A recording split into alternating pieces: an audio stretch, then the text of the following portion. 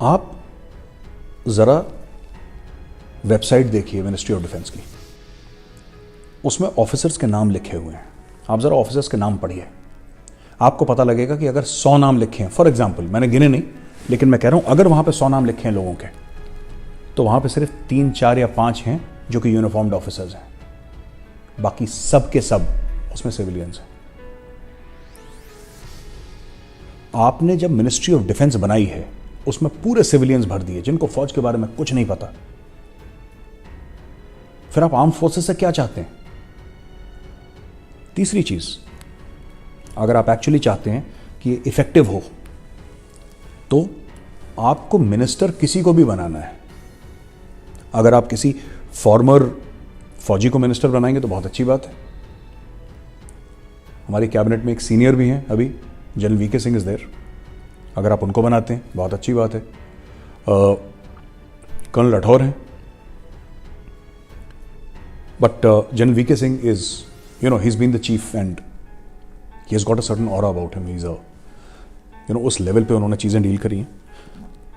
तो अगर आप जनरल वीके को या किसी और को बनाते हैं तो अच्छी बात है, नहीं बनाते कोई बात नहीं, इट्स अ पॉलिटिकल डिसीजन। लेकिन सेक्रेटरी जो आप बनाते हैं, डिफेंस सेक्रेटरी, अब आप डिफेंस सेक्रेटरी में, करंट डिफेंस सेक्रेटरी कौन है मैं उनका नाम नहीं जानता, लेकिन किसी भी डिफेंस सेक्रेटरी को देखिए कि साहब पहले वो सेक्रेटरी एग्रीकल्चर थे, उसके पहले सेक्रेटरी सिविल एविएशन थे, फिर वो अपने स्टेट में शायद चीफ सेक्रेटरी थे या कुछ थे। तो सब ये ऐसा माहौल हो गया जैसे कि जैक ऑफ ऑल और मास्टर ऑफ नन, इनको कुछ पता होता नहीं है। दूसरी चीज़ है कि ब्यूरोक्रेट्स के साथ डील करने में इतना वक्त निकल जाता है फौजियों का कि उनको इनके साथ डील करने के चलते एक पैरेलल ब्यूरोक्रेसी फौज में बनानी पड़ती है।